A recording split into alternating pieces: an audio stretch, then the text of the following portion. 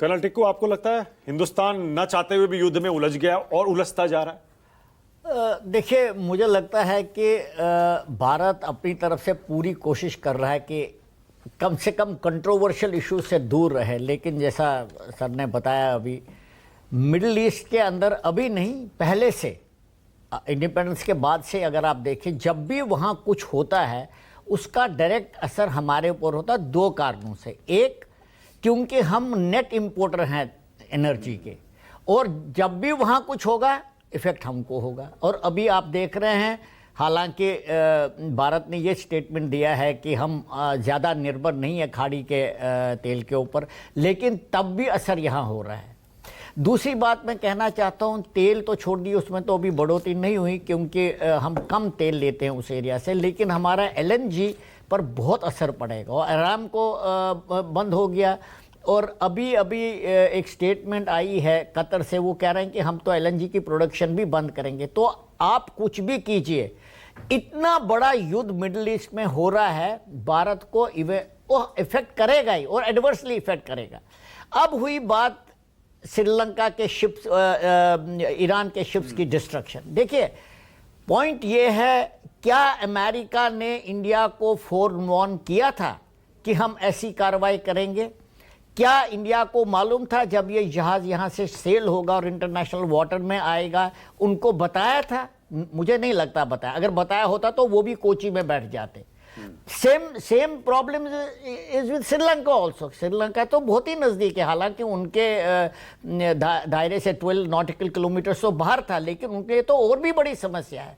तो मैं मानता हूं कि जिस प्रकार से अमेरिका काम कर रहा है, और जो उनके वो स्टेटमेंट अभी कोट की गई जब उन्होंने बोला कि हम भारत को चीन जैसा नहीं बनने देंगे, मुझे लगता है जिस प्रकार से प्रेसिडेंट ट्रंप अपने ताकत का इस्तेमाल कर रहा है, बिल्कुल उसको परवाह नहीं है वो किसको हर्ट कर रहा है किसको नहीं कर रहा है, उसमें उसका जेलेंसी अपना क्यों ना हो, उसमें नेटो के मुल्क ही क्यों ना हो, तो हमारी कहाँ से परवाह करेगा। तब लास्ट पॉइंट है, आप कह रहे हैं कि क्या हमने इजराइल के पक्ष में ज्यादा हमने झुक गए क्या? हाँ। आपने ये बोला, मुझे लगता है ये इसमें सच्चाई है, हम इजराइल के पक्ष में ज्यादा झुक गए। मुझे लगता है सरकार ने लॉन्ग टर्म इंटरेस्ट को नजर में रखकर ये किया है, क्योंकि अल्टीमेटली मैं सोचता हूं कि मिडिल ईस्ट के अंदर इस युद्ध के बाद वो कन्फिगरेशन हो जाएगी जिसमें इजराइल और अमेरिका का दबदबा ज्यादा होगा और हमारे इंटरेस्ट वहां से मिलेगी। ओके, ठीक है। लेकिन कर्नल टिक्कू, ये तो बताइए, जब हमारे यहाँ मिलिट्री एक्सरसाइज में पार्टिसिपेट करने के बाद जहाज वापस लौट रहे थे, उनको रास्ते में यूएस उड़ा देता है बिना किसी वार्निंग के, मैं यही तो कह रहा हूं, क्या उसमें हमारी कोई जिम्मेदारी नहीं बनती है? क्या हमें बोलना नहीं चाहिए यूएस को, आपने ये गलत किया, हमारे मेहमान थे वो? नहीं, बिकॉज ये इंटरनेशनल वाटर्स में था, इसीलिए तो दूसरा शिप तो कोची में बैठा हुआ, उसको तो जाने नहीं दिया इंडिया ने, क्योंकि जब पता ही नहीं है आपको कि इस शिप के पर हमला हो जाएगा तो इंडिया को कैसे पता चलेगा? अमेरिका ने बोलना चाहिए था, वो नहीं बोलेगा, क्योंकि आजकल वो भी एक प्रॉब्लम है कि आप इंडिया को बोलो बात बाहर चली जाएगी तो टारगेट खत्म हो जाएगा। नहीं, पर मॉरल रिस्पॉन्सिबिलिटी हमारी नहीं बनती है। No, I don't think moral responsibility हमारी बिल्कुल नहीं बनती है इसमें, क्योंकि 3 दिन ये actually most of the ship जो थे उसमें हिस्सा ले रहे थे वो सब वापस चले गए थे, सिर्फ ईरान के ही ये 3 शिप से जो पीछे रह गए थे।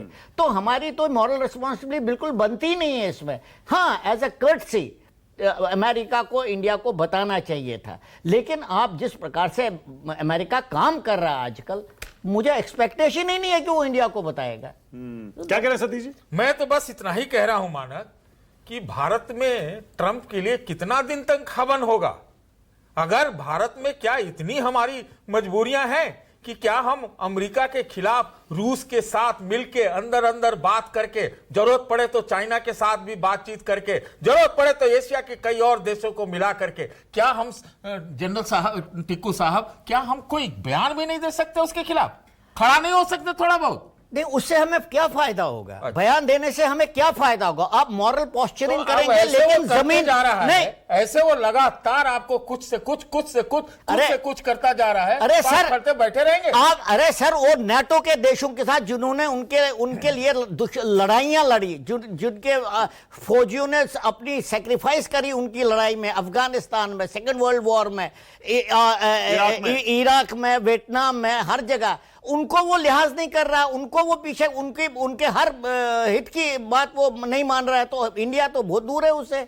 तो हम तो ट्रंप से निपटने का कोई तो तरीका वो होगा। तो अमेरिका ही डिसाइड करेगा ना सर। तो वही काम करें हम हाँ लोग। वही तो तो वही करेगा। काम करें हम लोग। हम कैसे काम कर सकते हैं? क्या बात कर रहे हैं आप? हम अमेरिका जाकर उनकी पब्लिक ओपिनियन चेंज कर सकते हैं क्या? ये तो ज्यादा ही आउटरीच होगा। हाँ, सही बात है। ओके।